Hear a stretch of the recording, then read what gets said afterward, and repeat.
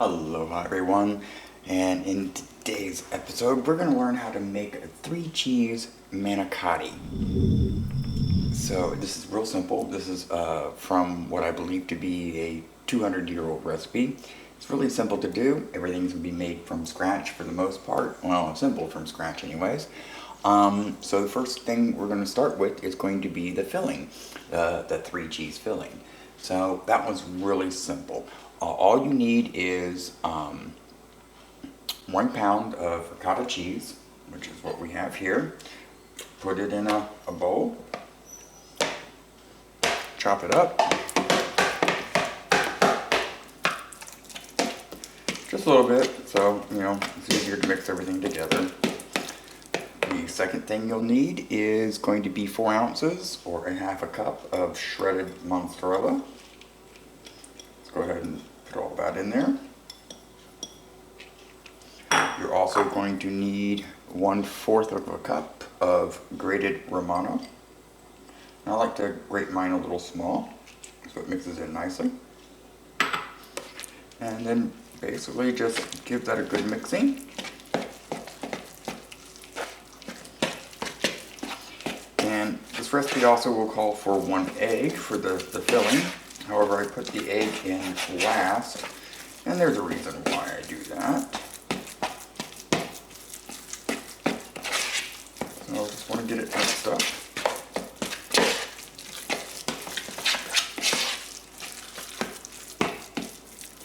Okay, so before we put in the egg, we need to add a dash of pepper and a dash of salt. And this is why I wait to put the egg in until last, is so that I can, well, for my preference anyways, taste the mixture and make sure I got enough salt and pepper in there without having to worry about the raw egg.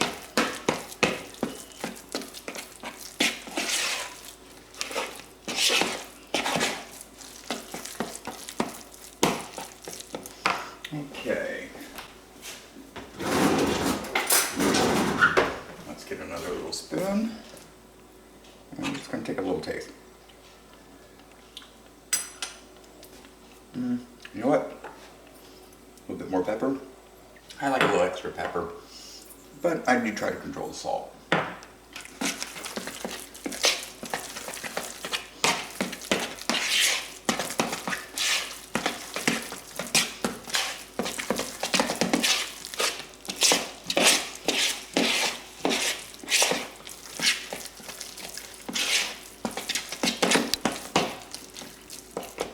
But with salt and pepper, remember, don't go overboard. It's just to enhance the flavor a little bit, not to be the flavor. Another little taste. Perfect. Okay. That is the cheese filling. Now we add 1 egg.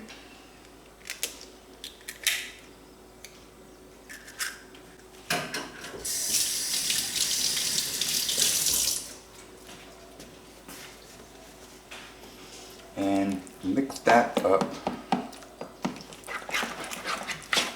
into the rest of the mix. The egg basically will act as a binder. So once we cook all this, the filling will be a little on the firmer side, and it won't run out the ends of the crepe wraps.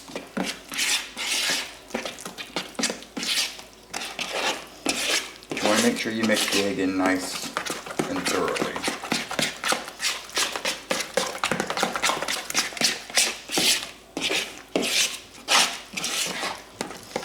In this particular version of the recipe, we'll make 8 manicotti rolls. You could easily double this, the entire ingredients list to make 16 for, a bigger meal. It's totally up to your choice. Okay, now that we have that done, all we have to do is stick it in the refrigerator.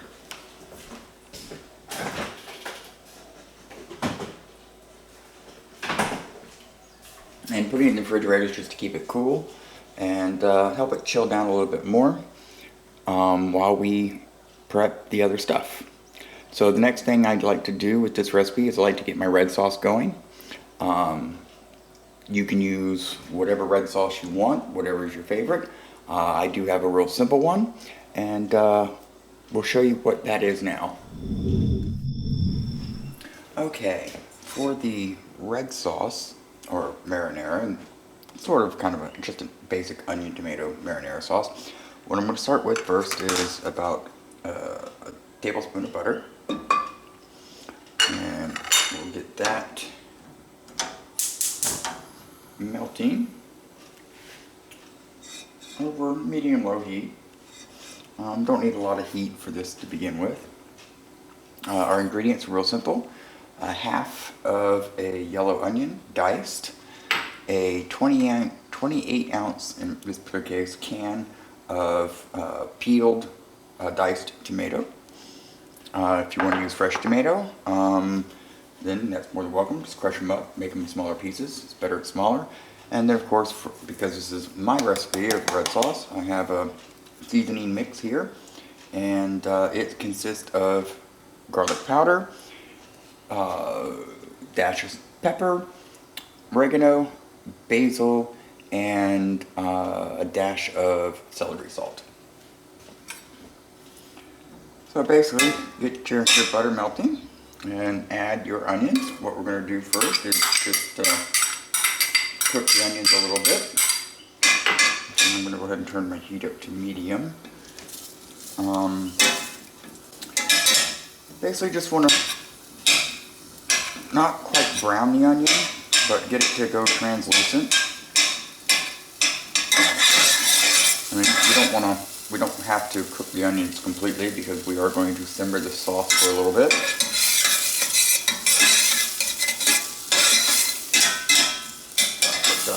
So as we can already see, we got just a little bit of brown already starting. And that's all we really want.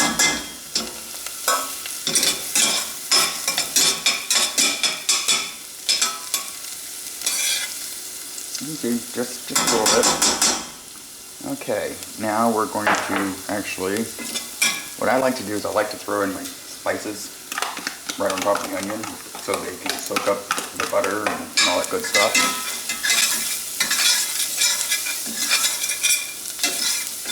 And also the higher heat allows the pepper, the basil, and the oregano to release their oils. But just a quick stir, and then in goes the tomatoes.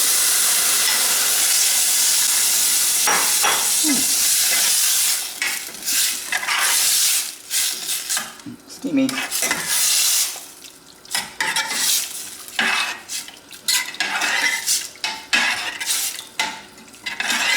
So that's pretty much it for the red sauce. What I'll do next is I will bring it to a boil. Just a low boil, and then I will actually switch it to one of the other burners where I can put it on simmer for a little bit. And we'll let it simmer while we make the crepes. Okay, making the crepes, which we will wrap the cheese filling in and then ultimately bake, is real simple as well. The basic ingredients is flour, egg, milk, water, salt, sugar, and a little bit of vegetable oil. So first we start off with a cup of flour, all-purpose flour. Do not use self-rising, all-purpose flour. To that flour, we are going to add 1 egg.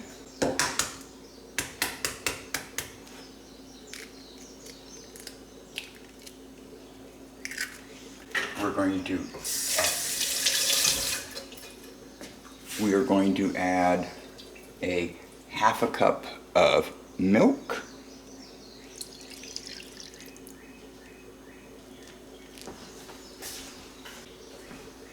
We're going to add a half a cup of water as well. And as you can see, I'm doing it all here in my 4-cup measuring cup because it makes it a lot easier to then pour it out into the pan when we make the crepes. So we've got a cup of flour, 1 egg, half a cup of milk, and half a cup of water. Now we're going to add a half a teaspoon of salt. Okay. We're going to add a half a teaspoon of salt. We're going to add a half a teaspoon of sugar. Half a teaspoon of sugar. And a half a tablespoon of oil, vegetable oil. Oops, a little too much. There we go.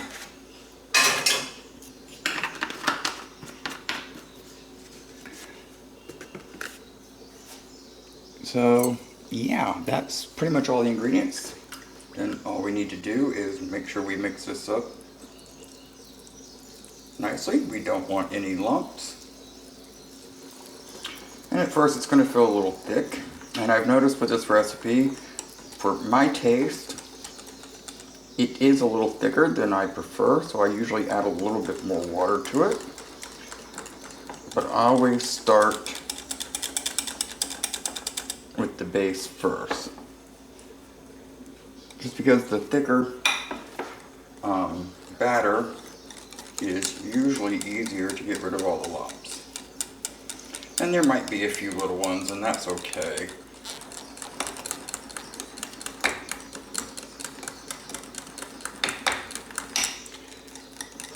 But you do want it as smooth as possible. But we don't want to whip a lot of air into it either.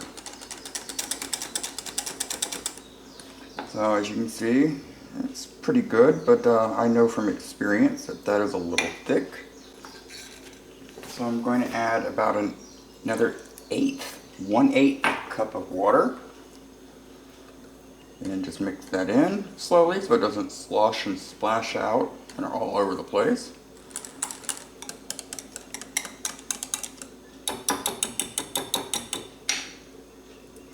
Yeah, just that little extra 1/8 of a cup made such a huge difference.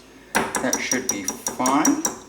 If we find when we start making them that it's still a little too thick, we just add another teaspoon of water here and there until we get to the right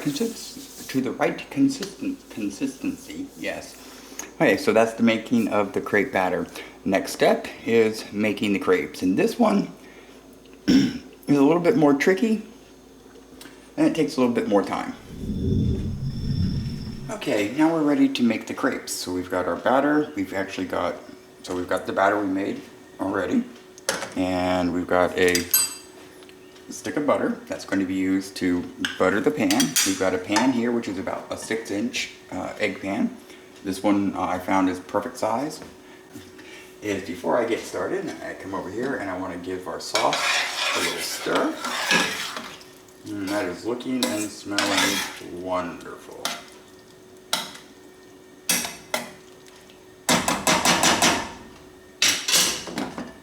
Okay, so let's put some heat under our pan. We're going to use medium-low to low heat. You're kind of going to have to adjust that a little bit when you're cooking to figure out the exact temperature that works for you. I mean, these don't take very long to cook, just a couple minutes on both sides. So the first thing we're going to do is we're going to heat up our pan.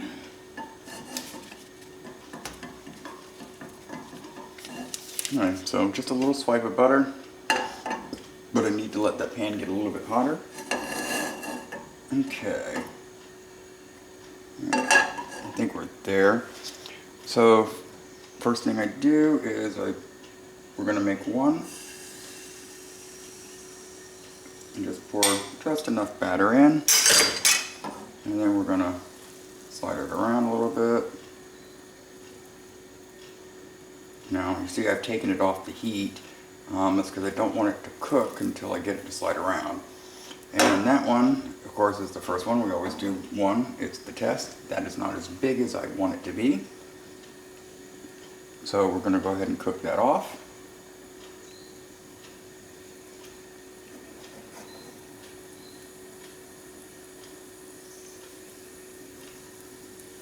And actually, I think my batter may still be a little thick. So I'm going to add just another teaspoon of water. Mix that in. See, and this is how you're going to have to learn to adjust your batter a little bit.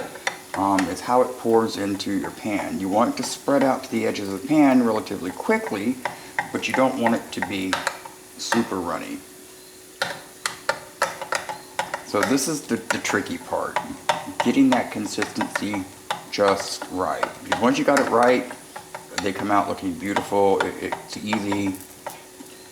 So I guess that's going to be the learning curve. Okay, let's flip that puppy over.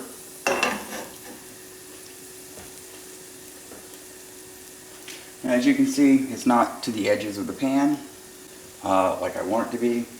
So this one is not one we're going to be able to use, but it's a good test to get our temperature right, get our consistency right without wasting a lot of batter to do so.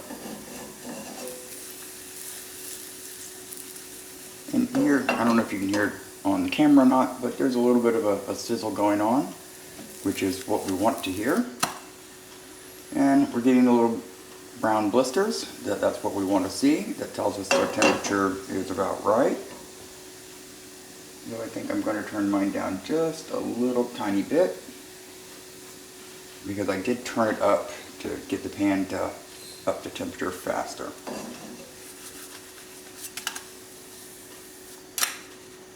Maybe another minute on that side.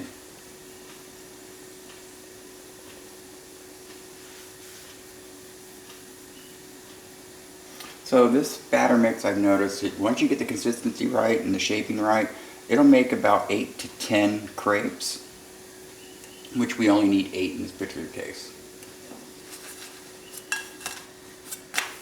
Okay, so that one is done. We're going to stick it over here on the side of a plate. Now what we do is we're going to hit the bottom of the pan with the butter. See, and that's what we want to see. I'm going to pull it off of the heat. We're going to pour more batter into the pan. And we're going to just roll it around the pan a little bit. Yeah, see, that consistency is much better. Put it back on the heat. And see how we've got it coming up to the I don't know what you would call it in the pan, but the edge of the pan where the sides start to slope up. That's what we want right there. And basically what we're looking for is for the color to change from this nice blonde color to a deeper, richer pasta yellow color, going all the way out into the middle. Once we get there, we know we're about ready to flip it and cook it on the other side. So just to give you an idea, this is kind of what we're looking for color-wise. Hopefully you can see that. Now let's flip that puppy. And we're going to basically blister it on the other side just to get a few little tiny brown spots. So this is the most time-consuming part of the process, is making these crepes, but they are so delicate and they are perfect for this. So as you can see, we got the brown blisters on that side, a little bit of brown blistering on that side, and yeah, I can flip eggs.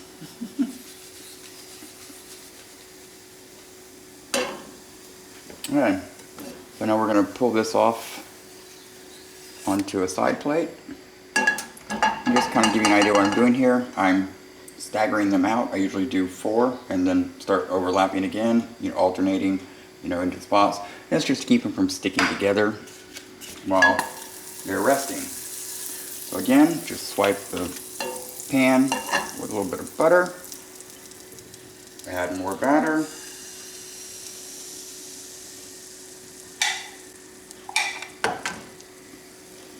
give it just a little bit of a tilt around to spread it out to the edges,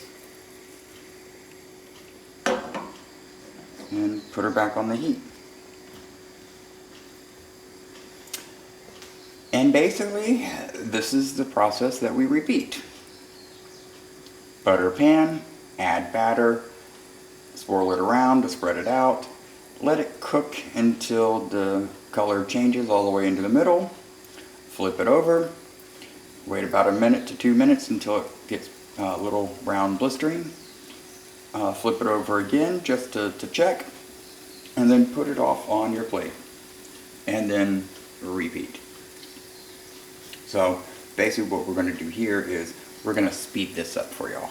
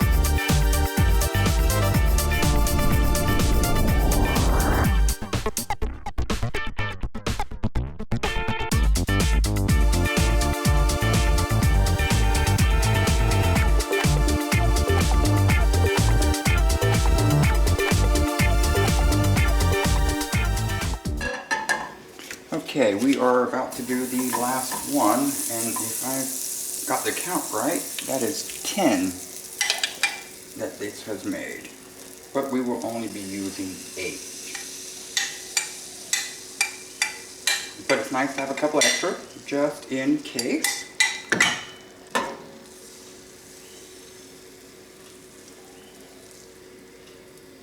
So if you're using a little bit of a smaller pan, or perhaps even a larger pan, you might be missing one or have an extra one. No big deal. We're going to let this one finish cooking, which will only take just a couple minutes. And through this process I have had to adjust my heat a couple times. Finding that right balance is difficult. You don't want it to be too hot that your butter burns, but then you don't want the temperature to be too low that it takes forever for them to cook either. So while we're letting that one cook, we're going to, of course, now come back and stir our sauce yet once again.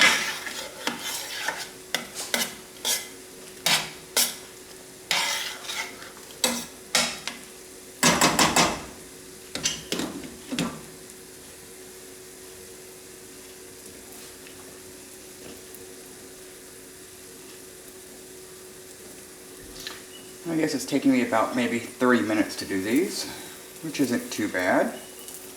Remember the first time that I did this recipe, it took me about an hour to make these crepes. Not quite sure why. I guess because I was being too finicky or too picky, trying to make sure everyone was the same size and same color and all that. But I realized that they're actually quite forgiving in some of those respects. And the last flip. There we go. Let's see, I should have let that one stay on that other side just a little bit longer. That's okay, we'll catch it when we flip it again. See, I think I got my heat a little too low now.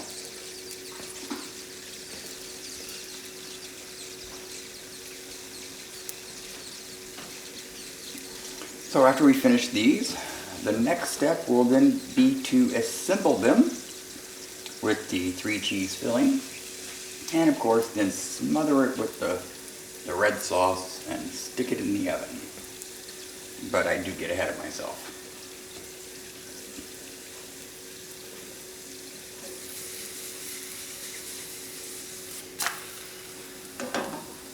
Okay, because I didn't let that one cook long enough on the other side, we're going to give it just an extra 30 to 60 seconds and the crepes will be done. It's about time.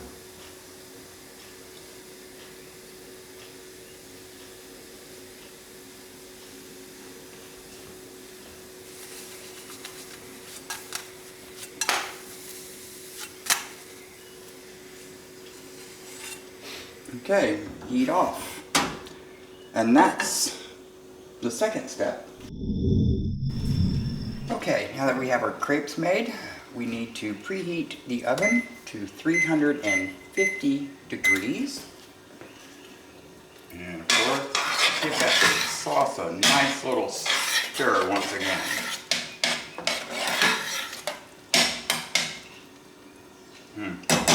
That sauce is smelling really, really good. Okay, so while our oven is preheating to 350, we're going to start assembling our crepes. However, what we need to do now is basically turn the heat off on our sauce because we are ready to use it. So let me get rid of this lid. Man, that smells really good. Alright, we basically want to take a 9x13 baking dish and we want to spoon a little bit of the sauce across the bottom. Not a whole bunch, just to give us a nice tiny layer.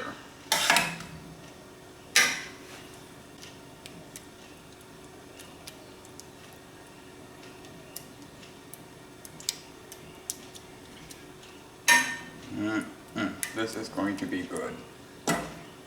Just a little bit more right there.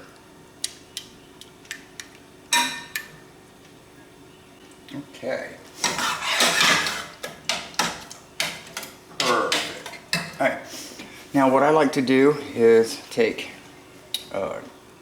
basically just a kitchen towel, a clean kitchen towel, take one of my crepes, and just to give you an idea of what they look like finished, they are nice, they're not super thick, they're pliable.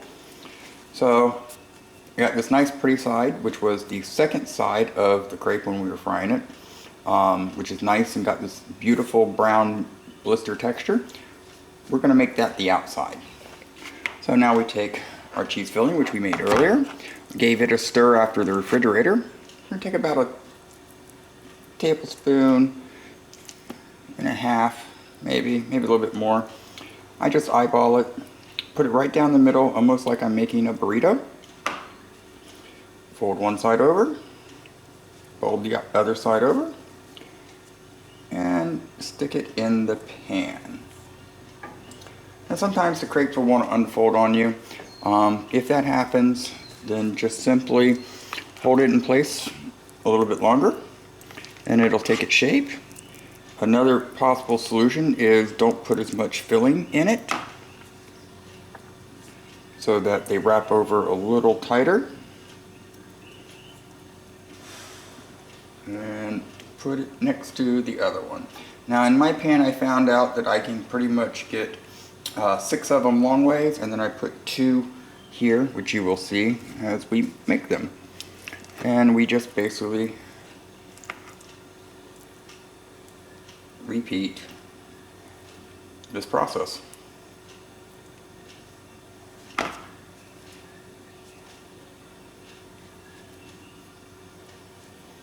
So those last 2 I gave a little extra stuffing to because I had a little extra, but as you can see, this is what I have left over. So not a whole lot of waste there. Now we take the rest of our sauce and we spoon it over the top. And my oven is at 305, so we're almost there.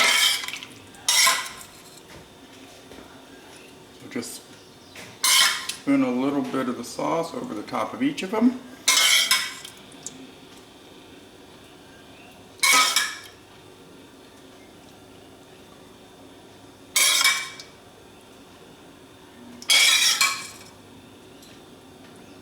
I want to make sure I distribute the sauce as evenly as possible because there won't be a lot left over, and I do want to make sure that they all are covered because that helps keep the crepe from over browning in the oven.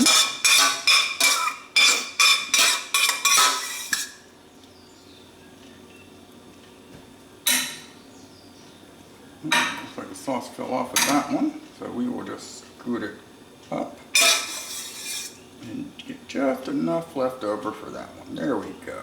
Okay. That's the end of our sauce. Boy, those look really nice. Now, this is an optional step, however I do prefer it. I took another 4 ounces of mozzarella cheese and shredded it up. And now we're going to sprinkle that over the top of all of these. Again, like I said, this is an optional step, but I find it absolutely necessary.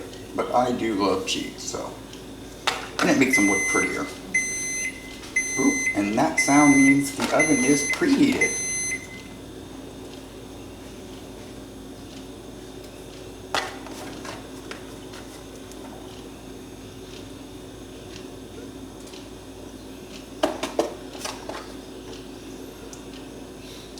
And of course, the little bit that's left in the bowl is always for the chef. So, our oven's at 350. We're now ready to cook these. So in the oven it goes. And we will cook these for 30 to 40 minutes until they're nice and hot and the cheese on the top has melted and browned. Okay, now that we've got those in the oven, we're going to add a little bonus to this one. This is another one of my little made-at-home recipe little hacks. I love to have some type of toasted garlic bread or something like that to go with pretty much anything Italian I do, the manicotti, spaghetti, etc. One of the quick and simple things that I've learned to make is something I call bagel bits.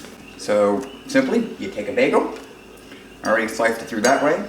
I didn't cut it that way, they did, which I prefer a more even cut, but hey, we got what we got. So anyway, so I basically just cut the bagel in half to start with.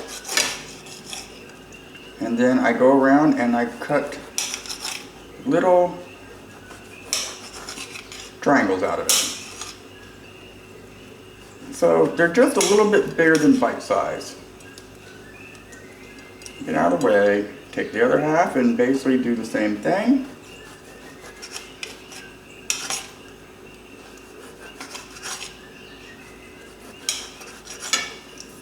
And of course we're going to take those and put them in a bigger bowl. And there's a reason why we're using a bigger bowl for just this one bagel. Get rid of that. Now what I like to do is try to make sure they're all turned up so the bread side's up, not the crust. And what we're going to do next is real simple. First thing we're going to do is we're going to take our pepper.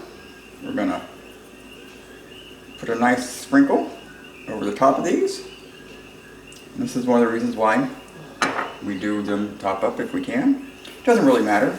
Now just a nice sprinkle of salt. Take our garlic powder, same thing. Now you can adjust the amount of garlic and salt and pepper to your taste.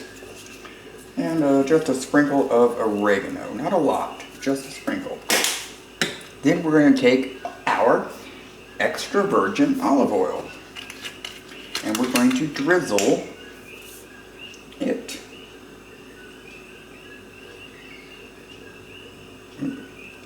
And just take your time, don't rush, you don't want to over oil them. And I'm just basically drizzling a little bit across the tops of all of them. Oops, and I'm not doing such a good job. Okay, that's way more than enough. And now I'm gonna give them a tossing. Basically what we want to do is we want to coat all of it. And I'm doing this with about maybe 15 minutes left on the manicotti in the oven. Doesn't take long to put this one together. But what I like to do is, I like to, once I get them all coated and seasoned up, I like to let them sit there for about 10 to 15 minutes, just so they can absorb the oil. Now we're going to basically pull them out, put them again with the brown toasted side down and the white bread side up. And so we'll let those sit there and soak up all that wonderful flavoring. And we'll put them in the oven after we take the manicotti out. Okay, everybody, it is almost ready.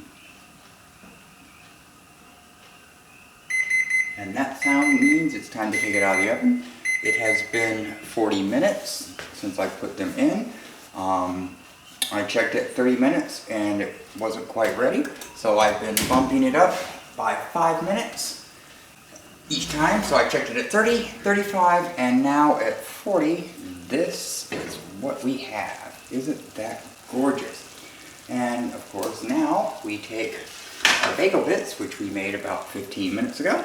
They've soaked up the oil nicely. We're going to stick them in the oven. However, we are going to change the temperature of the oven from 350 to 450 and let that come up to temperature. Usually about 5 to 10 minutes, just until they are toasty and brown, and then we will be ready to eat. So while those are cooking, we let the manicotti rest 5 to 10 minutes. We want basically all the bubbling action to stop, because they're still quite fragile right now because they're still very hot. Our bagel bits are done. Let's move this over out of the way and take these out of the oven. Oh yeah, look at that. Aren't those pretty? And still sizzling, of course. And these you gotta watch out for. If you're not careful, you will burn them on the bottom. But those are nice. Nice crispy bottom and a nice golden brown color. And yes, I know my oven mitts have seen better days. Something also that will go very nicely with this recipe is a simple salad. Lettuce, tomato, maybe a little onion, whatever you really prefer. And for an amazing, simple, creamy Parmesan dressing, you can, of course, find one of my other videos. I will link it at the end of the video as well. Okay, we now have a couple of them out here on the plate, and I want to show you what they look like. Look how delicate that is. Oh, look at that. That is going to be so yummy. So I hope you enjoyed. Remember to hit that thumbs up button. Click the subscribe. Don't forget the bell icon. And of course all the links down below in the description for the website, Instagram, Twitter, Facebook, and all that wonderful stuff. Enjoy.